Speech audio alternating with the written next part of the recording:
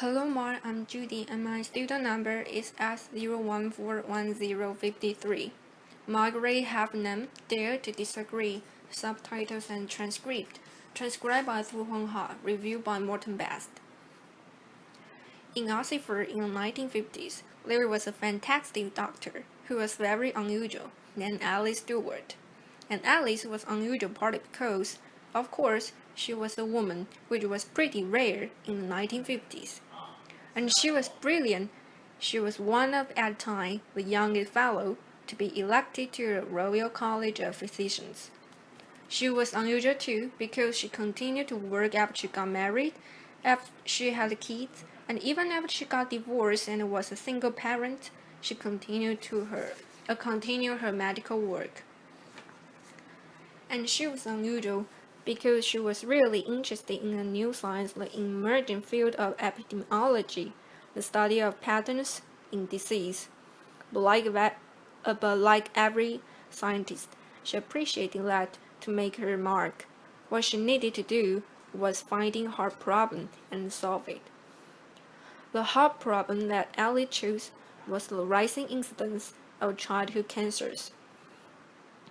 Most diseases correlated with poverty, but in the case of childhood cancers, the children who were dying seemed mostly to come from affluent families. So what she wanted to know could explain this anomaly. Now, Alice had trouble getting funding for her research. In the end, she got just £1,000 from the Lady Tata Memorial Prize, and that means she knew she only had one shot at collecting her data. Now, she had no idea what to look for. This really was a needle in a haystack sort of research. So she asked everything she could think of. Had the children eaten boiled sweets? Had they consumed coloured drinks? Do they eat fish and chips? Do they have indoor or outdoor plumbing? What type of life had they started school? And when her carbon copies questionnaire started to come back, one thing only jumped out with the statistical clarity of a kind that most scientists can only dream of. By a rate of 2 to 1, the children who had died had mothers who had been X-rayed when pregnant. Now that finding flew in the face of conventional wisdom. Conventional wisdom held that everything was safe out to a point, a threshold. It flew in the face of conventional wisdom, which was huge enthusiasm for the cool new technology of the age, which was the X-ray machine. And it flew in the face of doctors' idea of themselves, which was the people who helped patients they didn't harm them.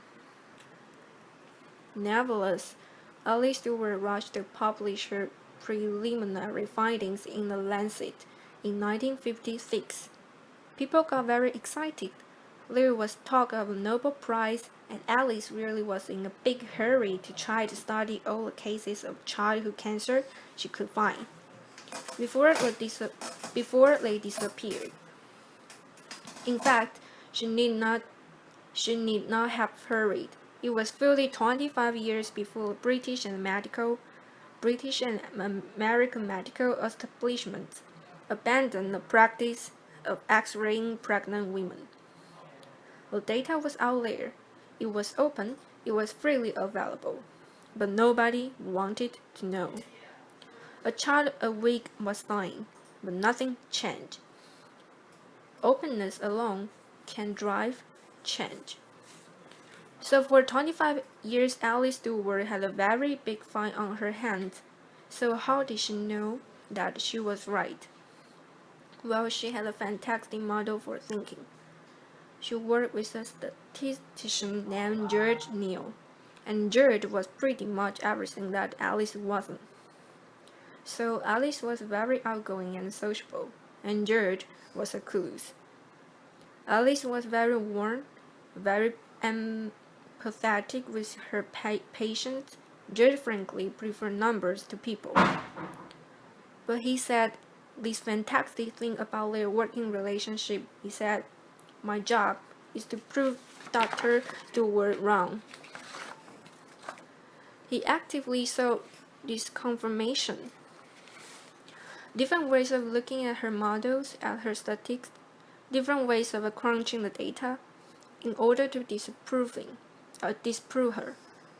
He saw his job as creating conflict around her theories, because it was only by not being able to prove that she was wrong the judge could give Alice the confidence she needed to know that she was right.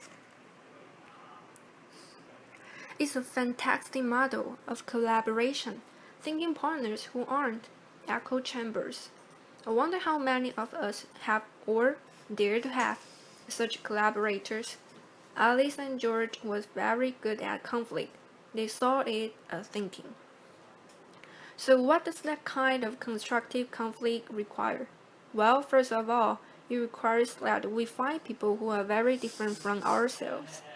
That means we have to resist the neurobiology drive, which means that we really prefer people mostly like ourselves, and means we have to seek out people with different backgrounds, different disciplines, different ways of thinking, and different experience, and find ways to engage with them.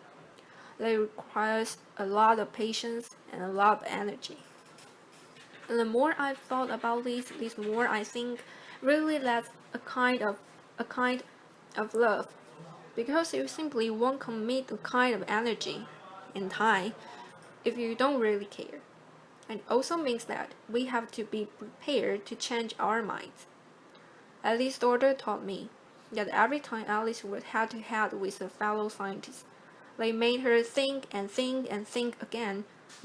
She said, my mother didn't enjoy a fight, but she was really good at them.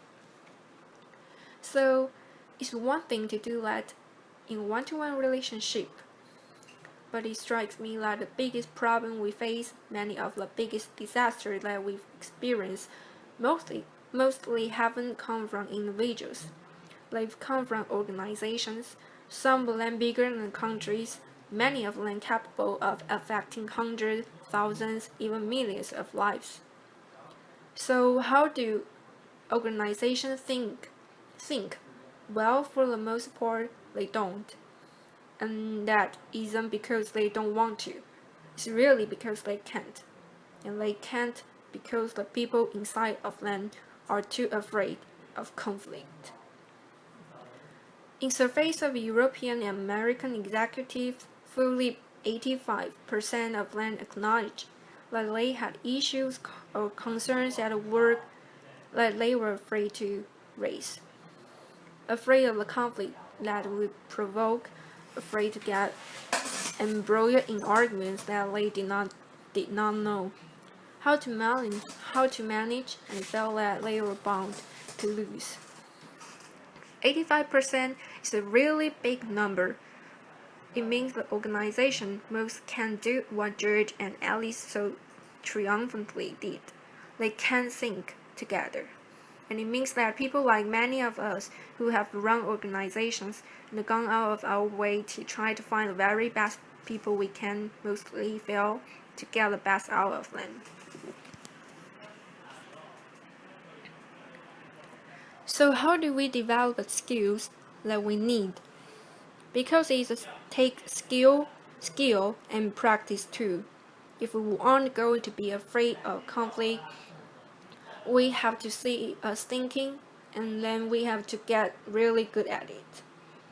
So recently I worked with an executive named Joe, and Joe worked for a medical device company. And Joe was very worried about the device that he was working on. He thought that it was too complicated, and he saw that its complexity creating margins of error that could really hurt people. He was afraid of doing damage to the patients he was trying to help. But when you look around his organization, nobody else seemed to be at all worried. So he didn't really want to say anything. After all, maybe they knew something he didn't. Maybe he looked stupid, and he kept worrying about it. And he worried about it so much that he got to the point where he thought the only thing he could do was leave a job he loved. In the end, Joe and I found a way for him to raise his concerns. And what happened then is what almost always happens in this situation. It turned out everybody had exactly the same questions and doubts. So now Joe and allies, he could think together. And yes, there was a lot of conflict and debate and argument, but that allowed everyone around the table to be creative, to solve the problem and change the device.